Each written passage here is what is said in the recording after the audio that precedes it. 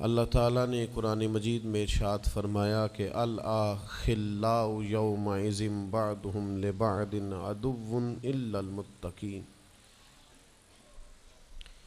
فرمایا بڑے گہرے دوست بھی قیامت والے دن دشمن بن جائیں گے سوائے ان کے جو پرہیزگار ہوں گے۔ پرہیزگار لوگوں کی دوستیاں قیامت والے دن بھی قائم رہیں گی، باقی جو گہرے ترین دوست ہوں گے وہ قیامت والے دن دشمن بن جائیں گے۔ الا المتقین، سوائے پرہیزگاروں کے۔ دنیا میں آپ کو کوئی شخص ایسا نہیں ملے گا جس کا کوئی دوست نہ ہو، اور وہ لوگ بھی بڑی کثرت سے ملیں گے جو دوستوں کا شکوہ بہت کرتے ہیں۔ دوستیاں لگانا، دوست بنانا، تعلقات استوار کرنا یہ منع نہیں، شرط یہ ہے کہ دوستی اللہ تعالیٰ کی رضا کے لیے لگائی جائے۔ ہمارے ہاں جتنی تیزی کے ساتھ دوستیاں لگتی ہیں اس سے زیادہ تیزی کے ساتھ دوستیاں ٹوٹ جاتی ہیں۔ اس کی سب سے بنیادی اور اہم وجہ یہ ہوتی ہے کہ ہمارے ہاں دوستیوں کا جو معیار ہوتا ہے وہ دنیاوی لالچ ہوتا ہے۔ ہم اپنے مخصوص مفادات کی خاطر دوستی لگاتے ہیں، اور جب تک ہمارا وہ مفاد پورا ہوتا ہے تب تک تو ہم اس دوستی کو قائم رکھتے ہیں، اور جہاں ہم محسوس کرتے ہیں کہ اب یہ مفاد پورا نہیں ہو رہا وہاں ہم شکوہ، شکایتیں، اعتراضات شروع کر دیتے ہیں، اور اس کا نتیجہ یہ نکلتا ہے کہ بڑی محبت سے شروع ہونے والی دوستی بھی بڑی تیزی سے ٹوٹ جاتی۔ تو میرے بھائیوں یاد رکھیے گا کہ دوستی اور تعلق قائم رکھنے کے لیے سب سے اہم اور سب سے بنیادی ضرورت یہ ہے کہ دوستی محض اللہ کی رضا کے لیے لگائی جائے۔ اللہ کے پیارے حبیب صلی اللہ تعالیٰ علیہ وسلم بیان فرماتے ہیں، حضور فرماتے ہیں قیامت والے دن اللہ کی بارگاہ سے یہ اعلان ہوگا کہ کہاں ہیں وہ لوگ جو میری رضا کے لیے آپس میں محبت کیا کرتے تھے۔ رب فرمائے گا جب آج میرے عرش کے سائے کے علاوہ کوئی سایہ نہیں ہے تو میں انہیں اپنے عرش کا سایہ عطا کروں گا، کیونکہ وہ میری رضا کے لیے آپس میں دوستی کرتے، میری رضا کے لیے انہوں نے آپس میں محبت کی۔ تو دوستی کا سب سے پہلے تو یہ سٹیٹس بنائیں کہ اس کے اندر محض اللہ کی مرضی، اللہ کی رضا کے لیے ایک دوسرے سے پیار، منفعت نہ ہو اس کے اندر کوئی بھی، دنیاوی لالچ کوئی بھی نہ ہو، ہرس نہ ہو، ہوس نہ ہو، طمع نہ ہو، ذاتی مفادات نہ ہو۔ جب ان سے بالاتر ہو کر لوگ دوستیاں لگاتے ہیں تو وہ دوستیاں قائم رہتی ہیں۔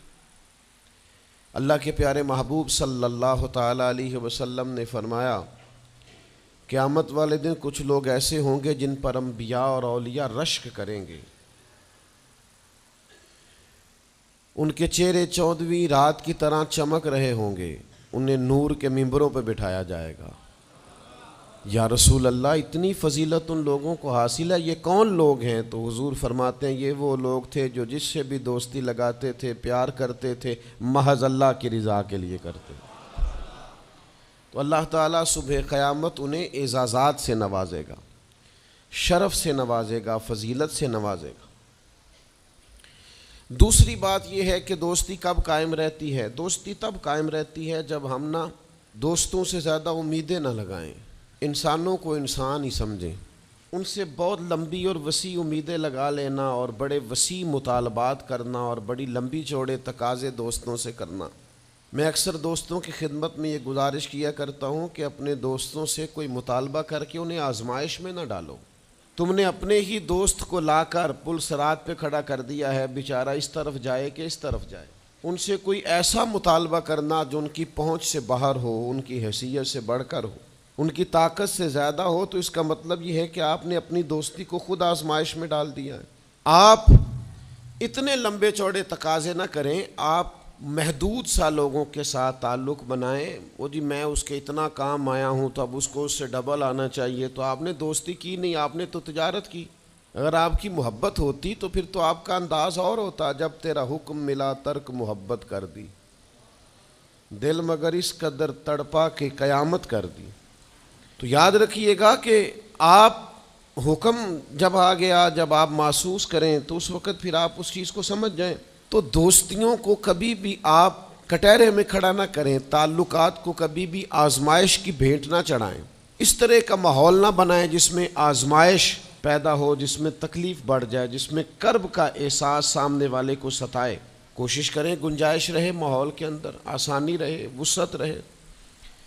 تیسری بات یہ ہے کہ اگر آپ محسوس کرتے ہیں کہ دوستی کو چلانا ہے تو پھر صرف اسی چیز کو نہ یاد رکھیں جو چیز آپ کو آج میسر آ رہی ہے اور آج آپ کو انکار ہو رہا ہے۔ اس سے پہلے جو دوستوں نے بڑی وفائیں کی ہیں وہ بھی تو یاد رکھے نا۔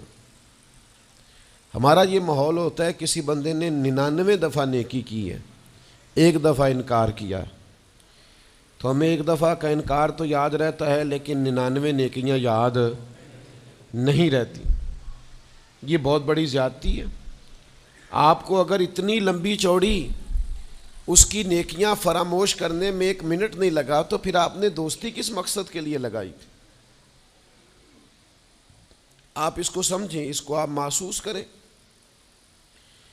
تو میں نے یہ دیکھا ہے زندگی میں کہ لوگ چاہتے ہیں کہ روز ان کا مطالبہ پورا کیا جائے، روز ان کا مطالبہ پورا۔ ہمارے ایک دوست تھے، بزرگ تھے، تو وہ سلسلہ طریقت کو چلاتے تھے، خانقاہ نظام کو، نظم کو لے کے چلنا مشکل ہوتا ہے۔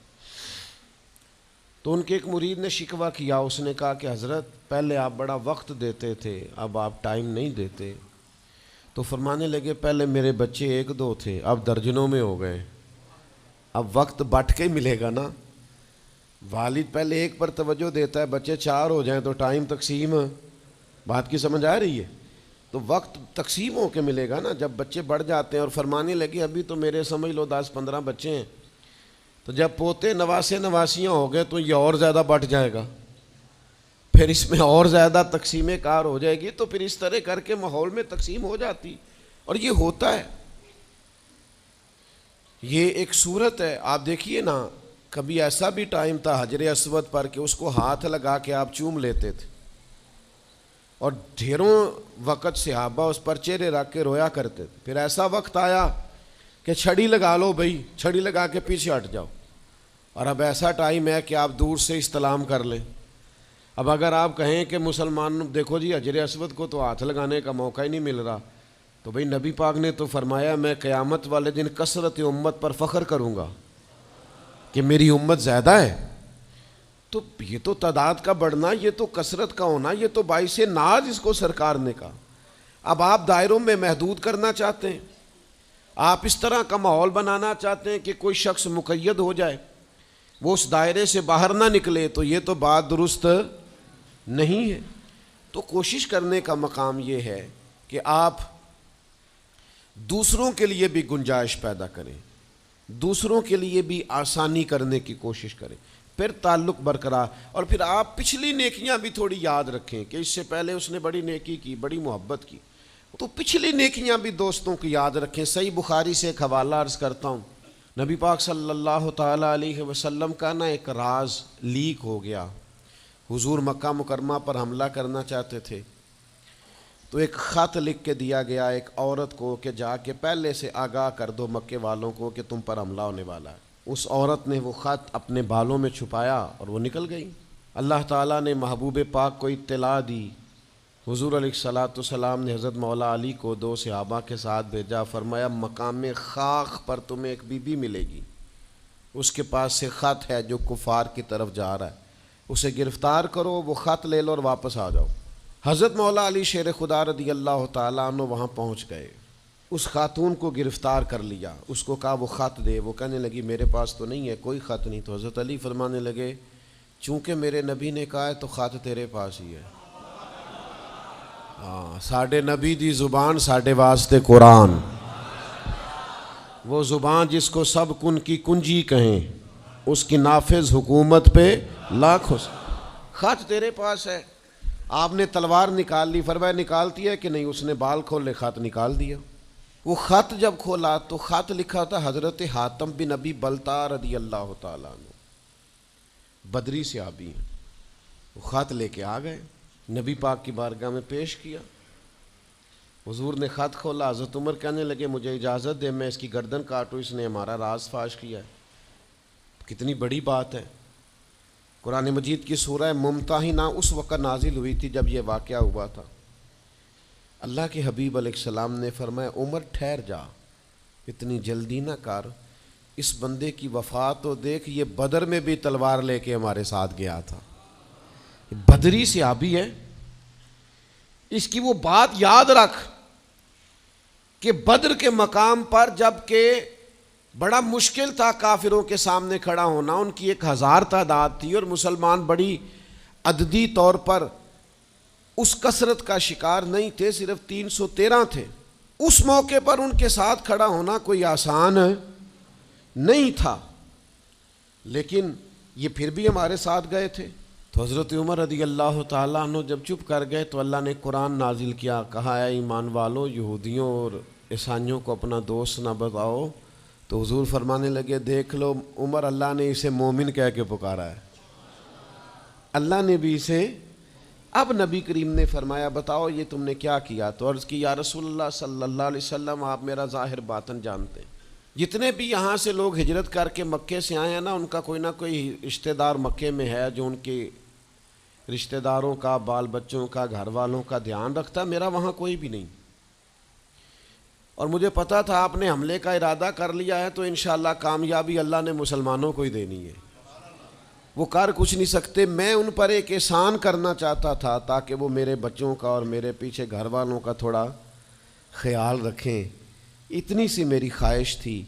میرے نبی کریم نے ان کا عذر قبول کر لیا، فرمایا ٹھیک ہے آپ جو کہہ رہے ہیں بات ایسے ہی ہے، آپ کو اسلام کو نقصان نہیں پہنچانا چاہتے، آپ یہ چاہتے تھے کہ کوئی ایک نیکی ان پہ کر دی جائے تاکہ وہ آپ کے، تو اتنی بڑی بظاہر بات تھی لیکن حضور نے قبول کر لی۔ معنی کیا ہے کہ دوستوں کی پچھلی نیکیاں بھی یاد رکھنی چاہیے، ان کی پچھلی بھی خوبیوں اور پچھلے بھی معاملات کو تھوڑا یاد رکھنا چاہیے۔ ہم کیا کرتے ہیں؟ ہم کہتے ہیں جی اب وہ یہ نہیں کر رہا، بھئی تب کر رہا تھا نا، تو تب کی یاد کر لو، تب کی یاد رکھ لو، اس وقت کی آپ خیال کر لیں۔ ہم کیا کرتے ہیں؟ ہم 99 دفعہ کسی نے نیکی کی ہے تو ہم کہتے ہیں 100/100 چاہیے، آج بھی یہ کرے گا تو پھر تو قابل قبول ہے۔ تو اس سے کیا ہوتا ہے؟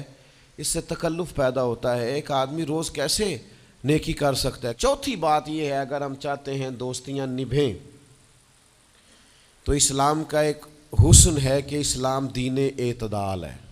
اسلام کہتا ہے چلو ہی ذرا معتدل ہو کے، پہلے ہی ذرا تھوڑا سا احتیاط سے چلو۔ ہم جب کسی بندے کے اوپر فدا ہوتے ہیں تو پھر پورے ہی فدا ہوتے ہیں، پھر تو جناب یہ بھی تیرا ہے، یہ بھی تیرا ہے، یہ بھی تیرا ہے، اور پھر جب بعد میں لڑائی ہوتی ہے تو چائے کی پیالیوں کا بھی حساب کرتے ہیں کہ وہ جو وہاں جاتے ہوئے چائے پی تھی نا اس کے پیسے بھی میں نے دیے تھے، لہذا وہ بھی میرے بنتے ہیں، واپس کر۔ کورے ورک کتاب نہیں ہوندے، پتھر دل گلاب نہیں ہوندے، اور سجنا پہلوں ہی سوچ کے لائیں پھر یاراں نال حساب نہیں ہوندے۔ آپ سوچ سمجھ کے دوستی لگائیں، تعلقات کو سوچ سمجھ کے لے کے آگے چلیں۔ نبی پاک صلی اللہ علیہ وسلم نے فرمایا وقفے سے ملا کرو محبت بڑھتی ہے، تھوڑا نا وقفے سے ملا کرو، اس سے محبت بڑھے گی۔ یہ جو بہت وارفتگی ہے نا، بہت وارفتگی ہے، بہت جوش ہے، تو اس کا نتیجہ یہ نکلتا ہے کہ جتنی زور سے گیند دیوار سے لگتی ہے پھر اتنی زور سے ہی گیند واپس آتی ہے، اس کے نتائج ٹھیک نہیں نکلتے۔ تو عرض یہ کرنا چاہتا ہوں کہ اعتدال میں رہیں، معتدل رہیں، آپ اس حد سے تجاوز ہی نہ کریں۔ میرے پاس یہاں ایک دوست آئے تو مجھے کہنے لگے جی میرا دوست بڑا اچھا تھا، بڑا نائس تھا، بڑا بہترین تھا، بڑا پیارا تھا، میرے ایک دوسرے دوست نے اسے خراب کر دیا۔ تو میں نے کہا وہ دوسرا دوست میں سمجھا نہیں. کہنے لگے یہ میرا پرانا دوست تھا جس نے اسے خراب کیا, اور جسے کیا وہ نیا تھا 2-4 سال. اس کی میں نے دوستی لگائی تھی, اب وہ دونوں ڈائریکٹ ہو گئے اور مجھے انہوں نے بیچ میں سے نکال دیا ہے. تو میں نے کہا یہ تو اکثر ہوتا ہے, پہلی دفعہ تو نہیں ہوا, اس طرح تو ڈھیر دفعہ ہوتا ہے.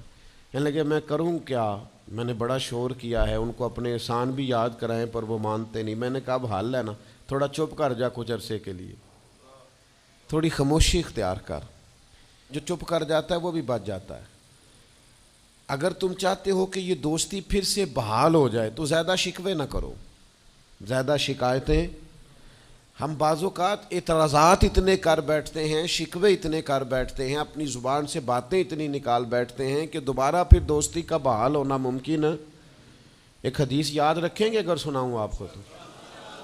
نبی پاک صلی اللہ تعالیٰ علیہ وسلم نے فرمایا کسی سے دشمنی بھی کرو تو اعتدال سے کرو, ہو سکتا ہے کل کو وہ تمہارا دوست بن جائے. اور فرمایا کسی سے دوستی بھی کرو تو اعتدال سے کرو, ہو سکتا ہے کل یہ دشمن بن جائے. دوستی اور دشمنی میں یہ جامع ترمذی میں حدیث, اعتدال کا رستہ نہ چھوڑو, معتدل رہو. سارے راز ہی دے بیٹھنا, ساری باتیں پہلے کر لینا اور اعتراض کرنا, اب تو شکوے بھی پھر سارے ہی کر لینا. دوست کو اس کی کمزوریوں کا بھی پتہ ہوتا ہے, وہ ساری کمزوریاں بھی اس کی بیان کر لینا, اس کو بھی بتانا, اس کو بھی بتانا, اس سے بھی ذکر کرنا. تو یہ انداز درست نہیں ہے. آپ معتدل انداز میں دوستی لگائیں, اعتدال کے ساتھ چلیں, شکوے زیادہ نہ کریں, اعتراض زیادہ نہ کریں. وہ بے وفا ہی صحیح پھر بھی یار اپنا, چلو اس میں کمی ہے, وہ اس میں بے وفائی ہے, پر سجن تو اپنا ہے نا. تو دوستی ہماری ہے اس کے ساتھ, اس کی کمزوریوں کو چھپائیں. آپ اس معاملے پر تھوڑا سا اپنے ظرف کو کشادہ کریں, آپ تھوڑی وسعت پیدا کریں. ہم سمجھتے نہیں چیزوں کو, ہم غور نہیں کرتے, اس خاص انداز میں چیزوں کو نہیں لیتے جس انداز میں چیزوں کو لینا چاہیے. ہماری ذاتی کمزوریاں ہوتی ہیں اور ہم ان کمزوریوں کا دوسروں پہ ڈال دیتے ہیں, کہتے ہیں وہ بے وفا نکل آیا. بھئی آپ بھی حد سے زیادہ فریفتہ تھے, اب آپ ہی حد سے زیادہ اعتراض کر رہے ہیں. حضور نے فرمایا جس کی تعریف کر لو پھر دوبارہ اس پر کبھی تنقید کر جو بیٹھے ہیں, تعریف تو ختم ہو گئی بات. پھر تھوڑی چشم پوشی کرو, انسانوں میں کمیاں بھی ہوتی ہیں. تو دوستی کو صحیح طور پر آگے لے جانے کے لیے چھٹا سبق یہ ہے کہ تھوڑی سی نا عادت عیب پوشی کی بھی بنائیں. تھوڑا پردہ پوشی کا مزاج ہو تو پھر بھی ذرا دوستی آگے. سمجھ آ رہی ہے بات کی؟ تھوڑی سی نا نظر عیب پوشی والی بھی. کچھ لوگوں کی تنقید کی آنکھیں اتنی زیادہ کھلی ہوتی ہیں کہ وہ بیچارے کسی جگہ بھی تعلق نہیں رکھ سکتے. جہاں جاتے ہیں انہیں کمیاں ہی کمیاں نظر آتی ہیں, خامیاں ہی خامیاں نظر آتی ہیں. ان کا مزاج ہی نہیں ہوتا کسی عیب کو چھپانے کا. تو آپ جس جگہ پہ موجود ہیں, جس جگہ آپ کے تعلقات ہیں, جہاں دوستی ہے, جہاں محبت ہے, وہاں تھوڑا سا عیب پوشی کا بھی مزاج ہونا چاہیے. نبی پاک علیہ السلام نے فرمایا تو کسی مسلمان کی دنیا میں پردہ پوشی کر دے, اللہ قیامت والے دن تیری پردہ پوشی فرما دے. آپ تھوڑا سا اس کا عیب چھپا دیں, بات ختم ہو گئی. تھوڑی سی پردہ پوشی کر دیں. دیکھیں نا, ہمیں حکم دیا گیا ہے شریعت میں, کسی شخص کا انتقال ہو گیا, اب کچھ لوگ اس کے غسل میں شریک ہیں, تو ان کو حکم یہ ہے کہ اگر تم نے کوئی اچھی بات دیکھی نا, خوبی دیکھی, چہرہ کھل گیا ہے, جسم تر و تازہ ہے, تو یہ سب کو بتاؤ. اور اگر تم کچھ ایسی چیز دیکھو کہ بیماری کی وجہ سے جسم اکڑ گیا ہے یا کسی وجہ سے چہرے پہ کوئی سیاہی آ گئی, جو کسی سے ذکر نہ کرو. جانے والے کے لیے تم اچھی چیزوں کو تو بیان کرو لیکن نقائص کو کبھی بھی بیان نہ کرو. اور نبی پاک علیہ السلام نے فرمایا اذکروا محاسن موتاکم, جب تم میں سے کوئی دنیا سے چلا جائے تو اس کی اچھی اچھی باتوں کا بیان کرو, اس کی اچھی اچھی باتوں کا ذکر کرو, اس کی خیر والی باتیں ڈھونڈ کے لوگوں کو سناؤ. یہ خوبی پائی جاتی تھی, یہ خوبی پائی جاتی تھی, یہ خوبی پائی جاتی. میں تھوڑے دنوں کی بات ہے, ایک جگہ پہ میں حاضر تھا, تو ایک صاحب وہاں اپنے ہی دوستوں کے کسی جھوٹ کا ذکر کر رہے تھے اور وہ کہتے ہی جا رہے تھے بڑا غلط ہے، بڑے جھوٹ بولتا ہے، بڑے جھوٹ بولتا ہے، بڑے جھوٹ بولتا ہے۔ تو ایک آدھ دفعہ میں نے ان سے کہا کہ چلیں چھوڑیں، کوئی اور موضوع بھی ڈسکس کریں۔ پھر نے کہا جی وہ بے وفا بھی بڑا ہے، مطلب پرست بھی بڑا ہے۔ پھر میں نے کہا چلیں کوئی اور موضوع بھی چھیڑیں۔ انہوں نے کہا نہیں جی وہ بندہ ہی بڑا غلط ہے۔ میں نے ان سے کہا ایک بات کروں؟ کہنے لگے کر لے۔ میں نے کہا آپ کو اس سے پیار بڑا ہے۔ کہنے لگے وہ کیسے؟ میں نے کہا آپ اس کا موضوع چھوڑنے کو تیار ہی نہیں۔ یہ جو آپ شکوہ کر رہے ہیں نا، اس کو نچوڑے نا تو اس کے اندر سے محبت چھلکتی ہے۔ آپ اس کا موضوع چھوڑنے کو تیار، یہ جو ہر بات پہ اب کبھی آپ کہتے ہیں جھوٹا بڑا ہے، کبھی کہتے ہیں بدعہد بڑا ہے، کبھی آپ کہتے ہیں وہ مطلب پرست بڑا ہے، تو 3-4 دفعہ آپ سے کہا ہے موضوع بدل دیں تو نہیں نہ بدل رہے۔ اس کا مطلب یہ ہے کہ آپ کو اس شخص سے محبت۔ تو یہ جو آپ شکوے کر رہے ہیں نا بار بار، اسے بھی نچوڑیں تو اس کے اندر سے محبت چھلک رہی ہے۔ وہ جو باپ بار بار کہتا ہے نا فلانا منڈا میرا بڑا نافرمان ہے، تو اصل میں والد کو پیار ہوتا ہے۔ وہ بار بار جو اس کا ذکر کرتا ہے، بار بار لوگوں کے سامنے، اچھا بچہ کہہ رہا ہوتا ہے مجھے بدنام کر رہے ہیں، یہ دیکھیں جی بار بار ہر جگہ سے یہ میری شکایتیں کرتے ہیں۔ تو اصل بات کیا ہوتی ہے؟ اصل بات یہ ہوتی ہے کہ اس بندے کو اس سے محبت بہت زیادہ ہے، وہ چاہتا ہے اس پیار کے سبب سے، اس محبت کی وجہ سے کہ وہ بار بار اس کا ذکر کرے، بار بار اس کا تذکرہ کرے، تو تھوڑی عیب پوشی کا مزاج بنائیں، تھوڑا درگزر کی طبیعت بنائیں، تھوڑا ماحول کے اندر اس طرح کا مزاج لے کے آئے۔ ہم دوستوں سے میں اکثر ایک بات کرتا ہوں، ہم نہ صرف خامیاں یاد رکھتے ہیں، خوبیوں کا ذکر نہیں کرتے۔ اس کا نتیجہ یہ نکلتا ہے کہ ہماری دوستیاں تیزی سے ختم ہوتی ہیں، تعلقات زیادہ دیر پا ہوتے نہیں، چلتے نہیں۔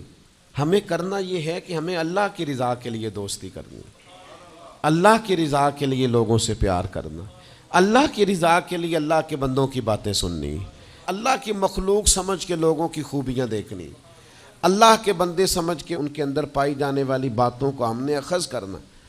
اگر ہم تعلقات میں لالچ لائیں گے، ذاتیات لائیں گے، زیادہ امیدیں لگائیں گے، اس کا نتیجہ ٹھیک۔ ایک بزرگ غریب تھے پھر امیر ہو گئے، تو کسی نے ان کو مبارک دی کہ بڑی بات ہے آپ کو اللہ نے بڑے پیسے دیے ہیں، تو فرمانے لگے یار پہلے جو یار تھا وہ میرا دوست تھا، اب تو ڈھیر سارے لوگ میری جیب کے دوست ہیں، اب تو جیب کا رشتہ ہو گیا ہے لوگوں کا، ڈھیر سارے لوگوں کا۔ تو دوستیوں میں اخلاص لائیں، خلوص لائیں، ساری زندگی یہ طے کریں کہ میں نے دوست کے کام آنا ہے، پر میں نے دوست کو کام کہنا نہیں، میں نے اس کی خدمت کرنی ہے لیکن کبھی اسے اپنی خدمت کے لیے مجبور، جس حد تک ہو سکے اس کی مدد کرنی ہے لیکن کبھی اسے اس تکلیف میں ڈالنا، یہ مزاج پیدا کریں۔